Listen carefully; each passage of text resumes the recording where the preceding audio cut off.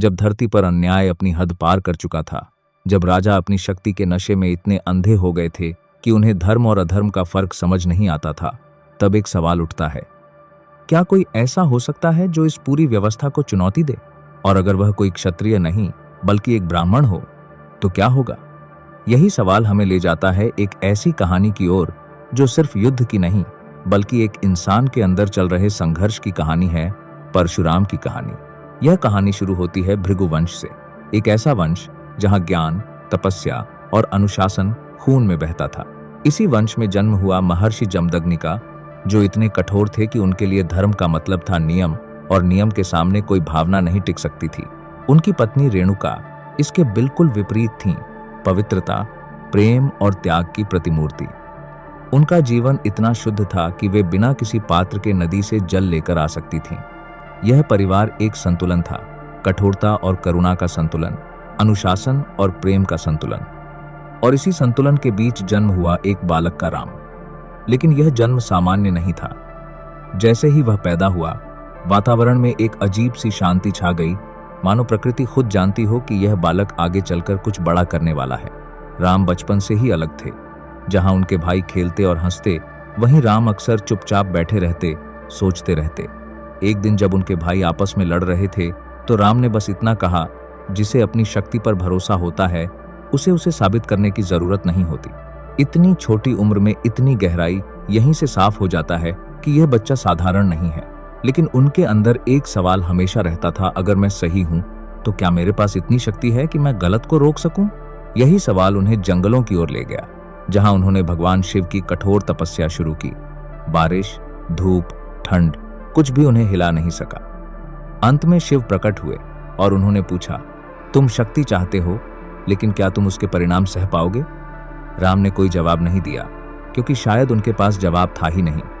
शिव ने उन्हें एक दिव्य परशु दिया और उसी क्षण राम बन गए परशुराम। लेकिन यह शक्ति एक वरदान कम और एक परीक्षा ज्यादा थी। फिर आता है वह क्षण जिसने परशुराम को हमेशा के लिए बदल दिया। एक दिन माता रेणुका का मन एक पल के लिए विचलित हुआ, बस एक पल, एक सामान्य मानवीय कमजोरी। लेकिन जमदग्नि के लिए यह अस्वीकार्य था। उन्होंने अपने पुत्रों को बुलाया और आदेश दिया, अपनी माता का वध करो। यह आदेश सिर्फ एक हत्या नहीं था, यह एक बेटे की आत्मा की परीक्षा थी। सभी भाई पीछे हट गए, लेकिन परशुराम खड़े रहे। उनके सामने मां का चेहरा था, उनके कानों में पिता की आवाज थी, और उनके अंदर एक तूफान चल रहा था। क्या धर्म भावना से बड़ा है? कुछ सेकंड की खामोशी, और फिर एक बार। उस दिन उन्होंने अपनी मां को खोया और कुछ देर बाद वरदान से वापस भी पा लिया। लेकिन उस दिन उन्होंने अपने अंदर की कोमलता खो दी। अब वे सिर्फ महसूस नहीं करते थे, अब वे निर्णय लेते थे। इसी बीच कहानी में प्रवेश होता है कार्तवीर्य अर्जुन का, एक शक्तिशाली राजा जिसके पास 1000 भुजाओं का वरदान था। वह पहले न्यायप्रिय था, लेकिन धीरे धीरे उसका अहंकार बढ़ गया। उसे लगने लगा कि वही नियम है।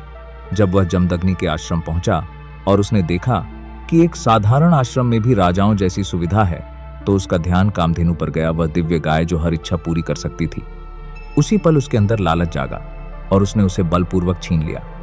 यह सिर्फ एक गाय की चोरी नहीं थी, यह उस संतुलन पर हमला था जो वर्षों से बना हुआ था। जब परशुराम लौटे और उन्होंने यह देखा, तो उनके अंदर पहली बार वह आग भड़की जो आगे चलकर प्रलय बनने वाली थी। उन्होंने अकेले ही कार्तवीर्य अर्जुन को युद्ध के लिए ललकारा। युद्ध भयानक था, धरती कांप रही थी, आकाश गरज रहा था, और अंत में परशुराम ने उसे मार गिराया। लेकिन यह जीत अंत नहीं थी, बल्कि शुरुआत थी। कार्तवीर्य अर्जुन के पुत्र बदला लेने आए और उन्होंने ध्यान में लीन जमदग्नि की हत्या कर दी।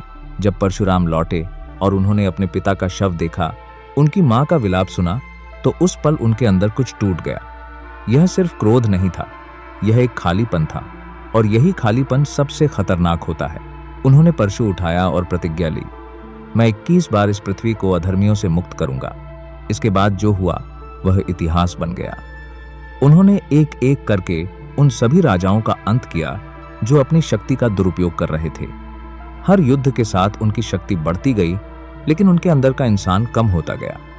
हर जीत के बाद उन्हें एक अजीब सा खालीपन महसूस होता था, जैसे वह खुद से दूर होते जा रहे हों। 21 बार उन्होंने पृथ्वी को जीत लिया, लेकिन अंत में जब कोई दुश्मन नहीं बचा, तो पहली बार उन्होंने खुद से सवाल किया, अब मैं कौन हूं? यहीं से कहानी मोड़ लेती है। उन्होंने वह किया जो शायद सबसे कठिन था, उन्होंने सब कुछ छोड़ दिया। पूरी पृथ्वी ऋषि कश्यप को दान में दे दी और स्वयं वन में चले गए। जिसने सब कुछ जीता उसने सब कुछ त्याग दिया। यही उनका असली परिवर्तन था। अब वे एक योद्धा नहीं बल्कि एक गुरु बन गए। उन्होंने भीष्म, द्रोणाचार्य और कर्ण जैसे महान योद्धाओं को शिक्षा दी ताकि वे वही गलतियां न दोहराएं जो उन्होंने की थीं। फिर एक दिन जब भगवान राम ने शिव धनुष को तोड़ा तो परशुराम वहां पहुंचे। क्रोध तो आया, लेकिन जैसे ही उन्होंने राम को देखा उन्हें समझ आ गया कि अब धर्म की जिम्मेदारी किसी और के हाथ में है। उस क्षण उन्होंने अपने अस्त्र त्याग दिए और पहली बार अपने अंदर शांति महसूस की। परशुराम की कहानी हमें यह नहीं सिखाती कि क्रोध करो, बल्कि यह सिखाती है कि अगर क्रोध आए तो उसे नियंत्रित करना सीखो, क्योंकि शक्ति होना गलत नहीं है, लेकिन उसका नियंत्रण ही असली ताकत है। अगर तुम अपने अंदर के क्रोध को समझ नहीं पाए तो वही क्रोध तुम्हें भी बदल सकता है। और शायद इसीलिए कहा जाता है हर इंसान के अंदर एक परशुराम छुपा है। फर्क सिर्फ इतना है कि तुम उसे नियंत्रित करते हो या वह तुम्हें। और शायद इसीलिए कहा जाता है हर इंसान के अंदर एक परशुराम छुपा है। फर्क सिर्फ इतना है कि तुम उसे नियंत्रित करते हो या वह तुम्हें। अगर आप ऐसी ही रहस्यमयी, गहरी और आध्यात्मिक कहानियों को समझना चाहते हैं तो हमारे चैनल से जुड़े रहें। अगर यह वीडियो आपको पसंद आया हो तो इसे लाइक करें, शेयर करें और सब्सक्राइब करना ना भूलें, क्योंकि हर कहानी के पीछे एक ऐसा सत्य छुपा होता है जो आपकी सोच बदल सकता है।